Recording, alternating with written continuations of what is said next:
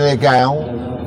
आम आदमी पार्टी हमेशा ये कहती रही है कि हरियाणा अवैध शराब का धंधे का गढ़ बन गया है, हरियाणा हब बन गया है जहां पे अवैध शराब का धंधा होता है। आज एसआईटी की रिपोर्ट के अंदर ये तथ्य सामने आ गए हैं। एसआईटी ने हमारी इस बात पे मोहर लगा दी है। एसआईटी ने बताया कि हरियाणा देश का सबसे बड़ा, हरियाणा के अंदर शराब घोटाला हुआ। शराब घोटाले के अंदर लगभग 9,500 करोड़ रुपए का घोटाला हरियाणा के अंदर हुआ।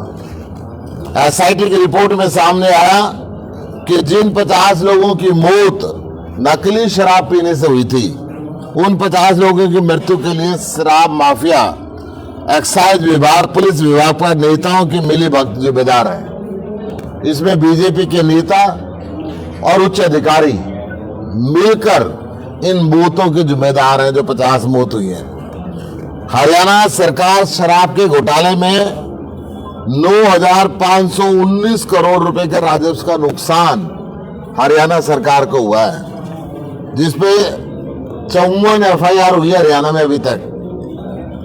पिछले 4 सालों में एक भी एफआईआर के तहत बड़ी मछली पे हाथ नहीं रखा गया। जो असली कल्प्रिट है उनके ऊपर हाथ नहीं गया। ये जो शराब का धंधा है, हरियाणा से बनी हुई नकली शराब पूरे देश के अंदर जारी है। यूपी, बिहार, गुजरात में बिकने वाली 70 से 80% नकली शराब हरियाणा से जाती है। एसआईटी ने स्पष्ट रूप से कहा है, शराब घोटाले का जिम्मेदार सीधे सीधे भारतीय जनता पार्टी के नेता और भारतीय जनता पार्टी की सरकार है। ये एसआईटी नहीं की बनाई हुई है। मैं जो तथ्य हाईकोर्ट के सामने गए उन तथ्यों की बात कर रहा हूं। हरियाणा का शराब घोटाले के तार ऊपर तक जाते हैं। बताया जा रहा है कि हरियाणा बीजेपी के नेता नहीं, परंतु देश के कुछ बड़े नेता इस शराब घोटाले में सीधे सीधे सम्मिलित है। ऐसी चीजें कहीं न कहीं सामने आ रही है। हरियाणा के अंदर बनाने वाली नकली शराब का 70 से 80% हिस्सा गुजरात के अंदर बेचा जाता है। ये बहुत बड़े स्तर पे मिलीभगत है। आप जानते हैं गुजरात में इतने बड़े स्तर पे अवैध काम करना तो किसकी मर्जी के बिना नहीं हो सकता। ये आप सबको खुले तौर पे मालूम है। मैं भाजपा का शराब कारोबार से रिश्ता हम पहले भी एक्सपोज कर चुके हैं, मैं पहले भी बार बार कह चुका हूं, परंतु कभी भी भाजपा सरकार इस बात के लिए एग्री नहीं हुई। आज एसआईटी ने खुद इनकी सरकार को, इनके एसआईटी ने एक्सपोज किया है। आपको याद होगा दिल्ली शराब घोटाले में जो किंग पिन था शरद रेड्डी, उसने भारतीय जनता पार्टी को 60 करोड़ रुपए चंदा दिया था। और 60 करोड़ रुपए चंदा देने से पहले कभी भी उसने ये एक्सेप्ट नहीं किया था कि उसने अरविंद केजरीवाल को देखा या मिला। परंतु 60 करोड़ रुपए जब चंदा उसने दे दिया बीजेपी को, और उस दिन से वो कहने लगा कि मैं अरविंद केजरीवाल जी से मिला था। वो तो विदेश में रंगरलिया मचा रहा है। उसको मैरिज एनिवर्सरी सेलिब्रेट करने के लिए विदेश में जाने के लिए भेज दिया, जिसने 60 करोड़ रुपए दिए, और जिसके पास 25 पैसे नहीं मिले, 1,500 अफसर रेड करते रहे, उस मुख्यमंत्री अरविंद केजरीवाल को जेल में भेज दिया और उसके खिलाफ ये शरद रेड्डी गवाह बन गया। एसआईटी ने आज इस बात पे मोहर लगा दी है कि शराब कारोबारी और भाजपा नेताओं के सीधे संबंध हैं। जब इस बात के सबूत सामने आ गए, हम इंतजार करते रहे कि ईडी और सीबीआई अब हरियाणा के असली घोटालेबाजों को पकड़ेगी, मनी लॉन्ड्रिंग इनके साथ जो हुई है वो करेगी, और एक निर्दोष मुख्यमंत्री जो फर्जी गवाह जो 60 करोड़ रुपए बीजेपी को देता है, उसके बयान के बेस पे जिसको जेल में डाल रखा है, और असली शराब के घोटाले के मास्टरमाइंड अवैध शराब का धंधा करके खुलेआम घूम रहे हैं और धंधा अभी भी कर रहे हैं। हम मांग करते हैं कि ईडी सीबीआई इसकी जांच करे।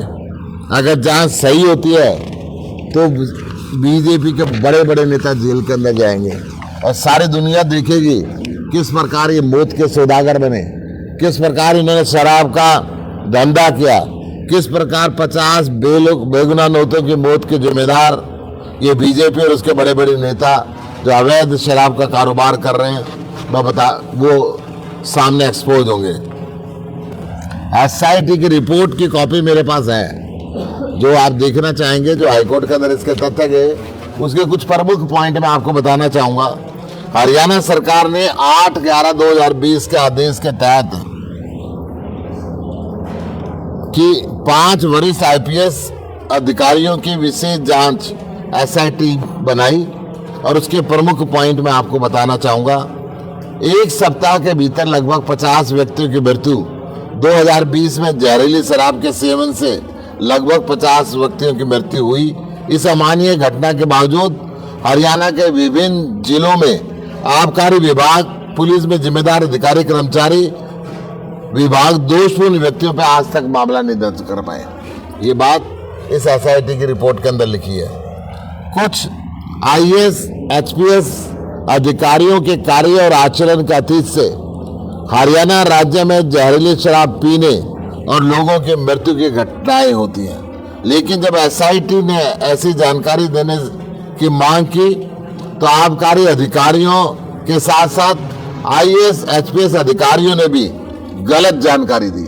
यह एसआईटी कर रही है। वरिष्ठ अधिकारियों द्वारा अधिक सहयोग प्रदान किया जा सकता है, लेकिन वह उपलब्ध नहीं कराया गया, जो सिर्फ एसआईटी कार्रवाई को रोकने का प्रयास किया गया। पावरफुल लोगों की भूमिका। एसआईटी द्वारा पूछताछ के दौरान कुछ लोगों ने डर के कारण अपने बयान दर्ज करने से इनकार कर दिया था। उन्होंने कहा कि इस अवैध कार्य में उच्च पदस्थ व्यक्ति, अधिकारी, राजनेता, अपराधी शामिल है। शराब के कार्य व्यापार से राज्य के खजाने और नागरिकों के जीवन को भारी नुकसान हुआ है। दूसरों राज्यों में अवैध कारोबार। पूछताछ के दौरान यह बात सामने आई कि दूसरे राज्यों में शराब का अवैध कारोबार होता है, जिसे दूसरे राज्यों में पुलिस बरामद कर एसआईटी की रिपोर्ट की। उदाहरण के लिए हरियाणा में बनने वाली नकली शराब बिहार, दिल्ली, गुजरात, झारखंड, पश्चिम बंगाल आदि राज्य के अंदर जाती है, जिससे राज्य के खजाने में हजारों करोड़ रुपए का हरियाणा को नुकसान हो रहा है। आपराधिक पृष्ठभूमि वाले व्यक्तियों द्वारा गैर कानूनी रूप से दुकानों का संचालन। जांच के दौरान यह सामने आया कि शराब की दुकानें हालांकि इन विधा नीलामी के बाद किसी व्यक्ति या फर्म के नाम पर आवंटित की गई, लेकिन उस दुकान को संचालित करने का वास्तविक व्यक्ति अलग है। टेंडर किसने लिया, चला कोई रहा है, जो जघन्य अपराधों में शामिल है। साथ ही में आबकारी अधिकारियों, पुलिस अधिकारियों, स्थानीय प्रशासन और उच्च पदस्थ व्यक्तियों के बीच में भी सेटिंग है। यह एसआईटी बोल रही है। स्थानीय पुलिस द्वारा दोषपूर्ण और अनुचित जांच समय समय पर हरियाणा राज्य के साथ साथ अन्य राज्यों के विभिन्न पुलिस स्टेशनों में नकली शराब और अवैध व्यापार के संबंध में कई एफआईआर दर्ज की गई, लेकिन लोकल पुलिस द्वारा हर बार पक्षपातपूर्ण जांच की गई। यह एसआईटी का कहना है। अवैध कारोबार में 72 एफआईआर की जांच से पता चलता है कि नियमों के अनुसार निर्धारित परमिट और पास ही उनके पास नहीं थे, लेकिन फिर भी उपरोक्त अधिकारी 54 एफआईआर के अवैध कारोबार के सोर्स तक नहीं पहुंच पाए। आरोपियों के इन आरोप को जांच की जरूरत है, क्योंकि शराब माफिया वरिष्ठ नौकरशाह और राजनेताओं के बीच खिलाफ लगाए गए हैं। इसमें सांठ-गांठ की काफी संभावना है। तो ये डिटेल रिपोर्ट है जो हाईकोर्ट के अंदर भी सबमिट हुई है। हाईकोर्ट के वरिष्ठ अभिवक्ता ने इसकी कॉपी ये दी है। मैं आप सबसे निवेदन करता हूं कि इतने बड़े पैमाने पे शराब का घोटाला हुआ और 2020 से लेकर 2024 तक खट्टर सरकार ने जानबूझ के, बीजेपी की सरकार ने जानबूझ के इस एसआईटी की रिपोर्ट को सामने नहीं आने दिया। कई बार विधानसभा के अंदर भी इसकी मांग उठी, परंतु उन्होंने इसको दबा के रखा। अब जब ये लगने लगा कि हाईकोर्ट का डंडा सिर पे बोलेगा, जब ये लगने लगा कि हरियाणा में सरकार बदल रही है, जब ये लगने लगा कि देश में सरकार बदल रही है और बाद में इस एसआईटी को भी जवाब देना मुश्किल हो जाएगा, तब ये हाईकोर्ट के अंदर रिपोर्ट गई है। मैं आज मांग करता हूं, क्योंकि इसके अंदर कई राज्य शामिल हैं, कई राज्यों के अधिकारी बीजेपी के शामिल हैं, इसकी जांच सीबीआई के द्वारा होनी चाहिए। ये अभी रिपोर्ट आई है, आपको नहीं लगता कि जेजेपी ने भी कैंडिडेट डिक्लेयर किया है ताकि वो ऐसे कैंडिडेट डिक्लेयर ना कर दें कि आपको नुकसान हो?